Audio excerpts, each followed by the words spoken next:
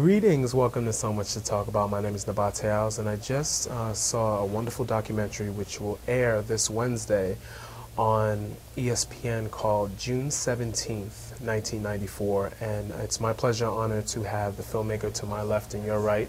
He has directed many great documentaries and great credible films such as The Kid Stays in the Picture and Chicago 10.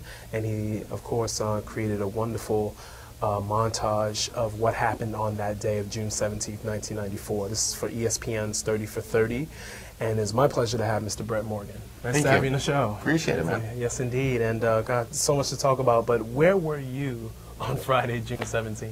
Friday, June 17th, I was an NYU graduate film student. I was in an edit bay all day cutting a college film, and I was walking home when I ran into a homeless man on my street who was getting drunk and had some headphones on and let me listen to the OJ chase. And I immediately ran upstairs. I had grown up with OJ's children. I'd been in the house plenty of times growing up. Wow. Is that why you had second thoughts on taking on this project?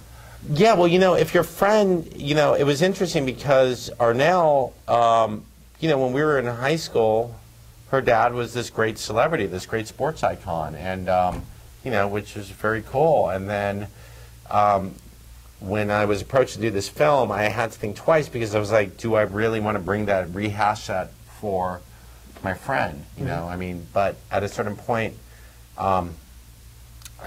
you know, it's like the story is bigger than one person, so I just sort of went for it. Well, and your style is very different from typical documentaries. Usually there are talking heads involved, but your style, just like from Kid Stays in the Picture and Chicago 10, where you tell the story based on footage, based on pictures, and based on reenactments. So where did that style come from, and who inspired you? Who were your influences?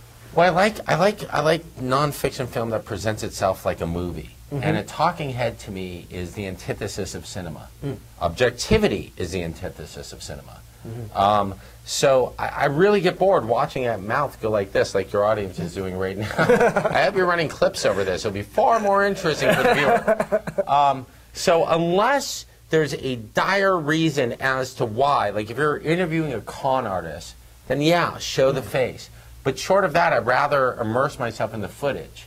And what I'm interested in, I'm not an investigative journalist, so I take subjects that have been told many times over, and I don't approach them with the eye of an investigative journalist.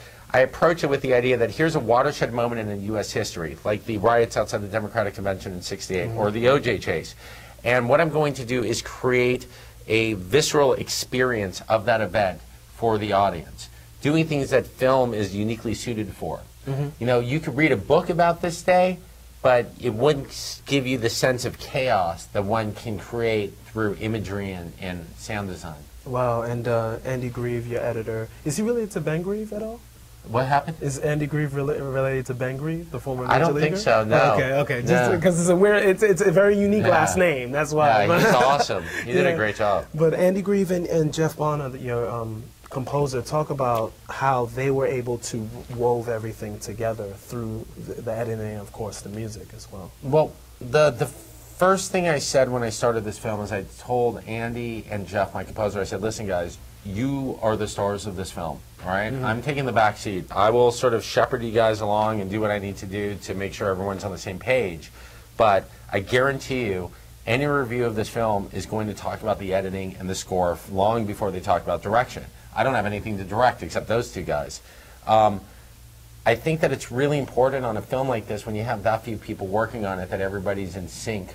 And Jeff and Andy both got into the idea that if we are to succeed, the audience has got to forget the outcome of the event. We all know what happened. I'm going to ruin it for your audience. OJ gets arrested. Okay?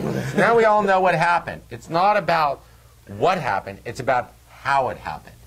And Andy and I told Andy and Jeff, if we can get the audience for 1 second to forget what ultimately happened and to think that OJ may kill himself in the back of that Bronco, then we have completely succeeded. And that was really our goal. And you know, regardless of what the audience thinks, having sat in the edit room dozens of times, I would get to that point where OJ's in front of his house and AC County's just going, don't do it, man, don't do it. And I would be on the edge of my seat going, no! You know, so for me, it has succeeded. I hope it works for the audience. It definitely did, and it was interesting that night the New York Knicks and the Houston Rockets were playing each other Game 5, and at the end, Charles Smith was with the chant of the crowd saying, "1 win away, 1 win away." You know, it's interesting looking back at it. It's pre-9/11. And what you see pre-9/11 is that this was a city that really has always been united by its sports. And whether you're, as the guy says in the film, from Staten Island, Brooklyn, Queens, the Bronx, whatever, we are all extremely passionate about our sports teams. And so for the Rangers to win was absolutely cathartic. The Rangers represent a particular faction of the city. If the Knicks had won, you would have had the whole city. I can't even imagine what it would have been like in the city. I mean, it was.